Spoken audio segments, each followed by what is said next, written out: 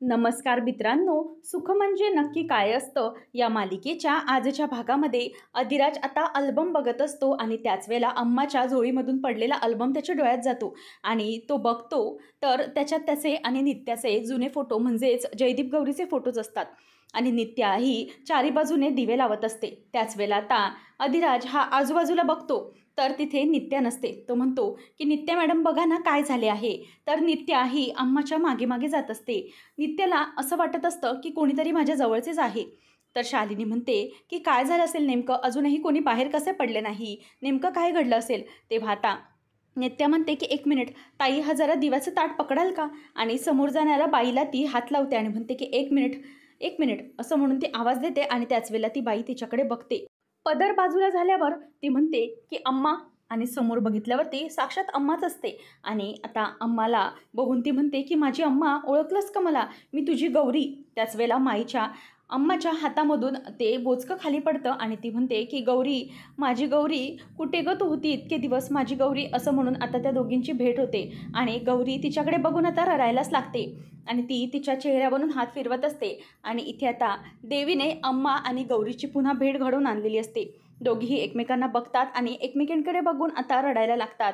अम्मा म्हणते की गौरा, इतके दिवस कुठे गं होती तू, कुठे गं मला तू सोडून होती गं. असं म्हणून ती आता रडत असते. नंतर माई, इथे नाही, तूही कुठे गेलीस निघून, मला काहीच कळत नाही, असं म्हणून ती रडत असते.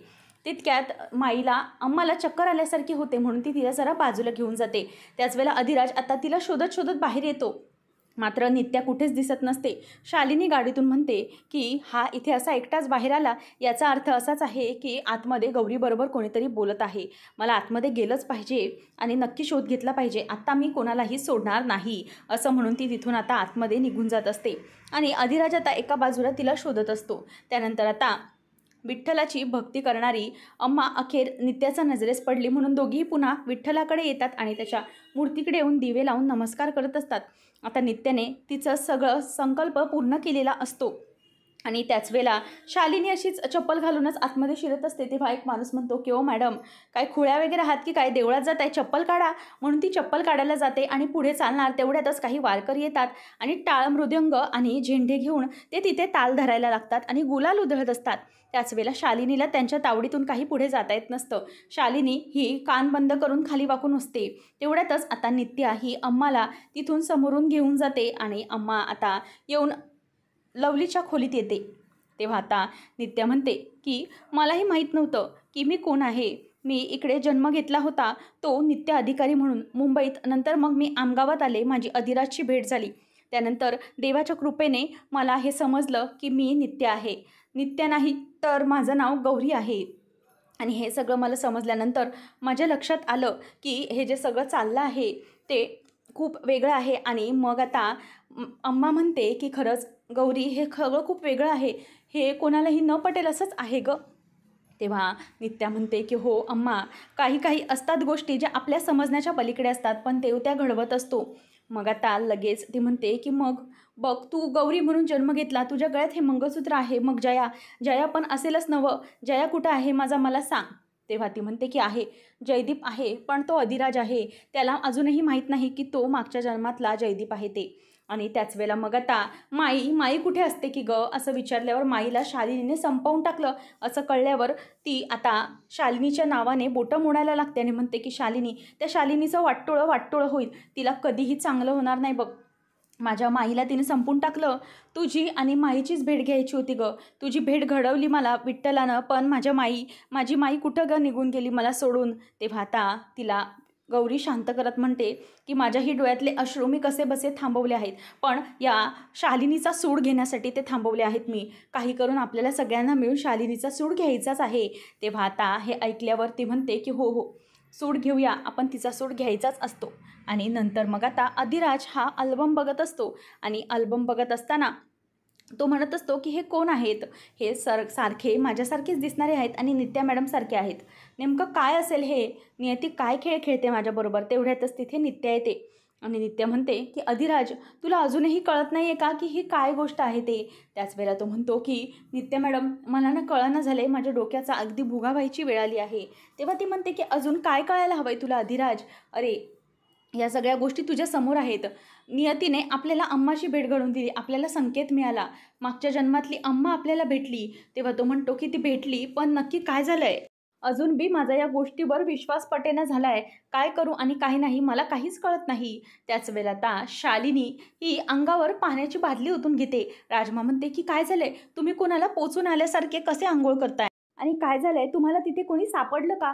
असं सगळं ती विचारत असते. आणि त्याच वेळेला आता गौरी प्रचंड चिडलेली असते आणि ती जोरातच त्याच्या कानाखाली वाजवून देते आणि म्हणते की काय, तुला काय म्हणायचंय काय? सोमनाथ म्हणतो की मॅडम साहेब, तुमचं काम झालेलं का?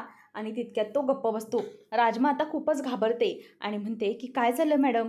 दोघेही गप्प बसतात. शालिनी म्हणते की नाही, अजूनही ती दोघं मला सापडले नाहीत, पण नक्कीच ही अंघोळ जी केली आहे ना ती वाया जाणार नाही. या दोघांनाही मी काही केल्याशिवाय शांत बसणार नाही. मागच्या जन्मातले त्यांचे जे काही दुवे आहेत ते मी संपवणार. माईला तर संपवलं आहे, मग आता त्यांनाही सोडणार नाही. जे कोणी असेल त्याचा अंत हा माझ्याच हस्ते लिहिला असेल. नियती ही माझ्या पुढे झुकणार आहे आणि मी शालिनी आहे, मी काहीही करू शकते असं ती म्हणते. नंतर आता नित्या म्हणते की हा अल्बम तुला सगळ्या गोष्टींची आठवण करून देत आहे. तुझ्यासमोर सगळ्या गोष्टी आहेत या अल्बममुळे, पण तू मात्र त्या गोष्टींना नकार देतोय. तू त्या गोष्टींपासून दूर पळतोय. अधिराज, तुला कसं समजत नाही की या सगळ्या गोष्टी या तुला पुढे काही पटवून देण्यासाठी आल्या आहेत आणि म्हणूनच तू या गोष्टींना का नाकारतो?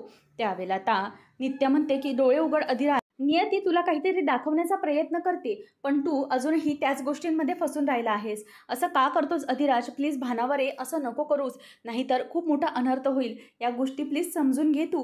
असं सगळं तो आत्ता म्हणत असते. नंतर मग ती म्हणते की हे बघ, हा फोटो बघ. या फोटोमधून तुला काही जाणवत नाहीये का? या फोटो बघून काहीतरी बघ, तुला कळेलच या गोष्टींमुळे नेमकं काय काय घडत आहे ते. आणि त्यानंतर मग आता इथे अधिराज हा त्या फोटोंमध्ये बघायला लागतो आणि ती म्हणते की हे आठवण्याचा प्रयत्न कर, असं कधीतरी घडलं आहे बघ, तुला नक्की जाणवेल. त्याच वेळेला अधिराज डोळे बंद करतो आणि त्याला ते सगळे क्षण दिसू लागतात जे त्या फोटोमध्ये असतात. मग आता त्याला ते सगळे क्षण डोळ्यासमोर दिसतात. तो डोळे उघडतो. नित्या अगदी आतुरतेने विचारते की काय झालं? तुला दिसलं ना? काहीतरी दिसलंच असेल नक्की डोळ्यासमोर. अधिराज म्हणतो की नाही, मला काहीही दिसलं नाही. मला फक्त इतकंच कळतंय की हे सगळे मला भास होत आहेत आणि जे तुम्हालाही होत आहेत ना ते सगळे भास आहेत. या सगळ्यातून बाहेर या. असं कधीही नसतं. तेव्हा नित्या म्हणते की नाही अधिराज, हे भास नाही आहेत. अरे हे सत्य आहे, याचा तू स्वीकार कर. हे सगळं असताना इतकी लोकं आपल्यासमोर होती, पण त्यांनीही आपल्याला हेच सांगितलं ना, माईला आपल्याला बघितल्यावर आनंद कशाला झाला असता? ती जर या गोष्टीमध्ये नसती विचार करत असली तर ह्या गोष्टी घडल्याच कशा असत्या? असं तो विचार करत असतो आणि माईचं बोलणं त्याला आठवतं. नंतर ती म्हणते की बघ, आपला जन्म ह्या एकाच दिवशी, पण तू आमगावात आणि मी मुंबईला. मग मी मुंबईत ते आमगावात इथे आली कशी? नियती आपल्याला एकत्र आणतीये. आपले जन्मखुणा एकच आहेत, वाढदिवस एका दिवशी असतो. मग या सगळ्या गोष्टीचा विचार तू जरा कर ना. अधिराजचं डोकं इथे जरा दुखायला लागतं.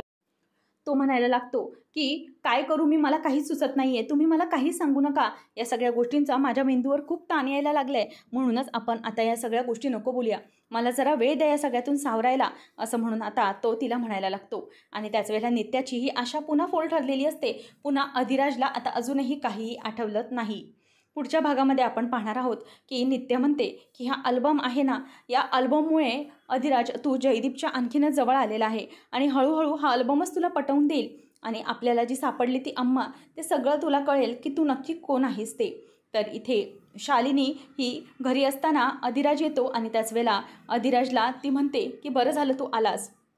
तेव्हा तो म्हणतो की मी अडवायला तर आलेलो आहे, पण त्यांना नाही, तुमच्याशी बोलायला आलो मी. असं म्हटल्यावर आता ती त्याच्याकडे बघतच राहते आणि अधिराज तिच्या विरोधात गेला हे पाहून तिला धक्का बसतो. ती म्हणते की जसा जयदीप माझ्या विरोधात उभा असायचा तसा हा कसा गेला? आणि तिच्या डोक्यामध्ये असेच विचार येऊ लागतात. अशाच अपडेट्ससाठी आताच आपल्या चॅनलला सबस्क्राईब नक्की करा.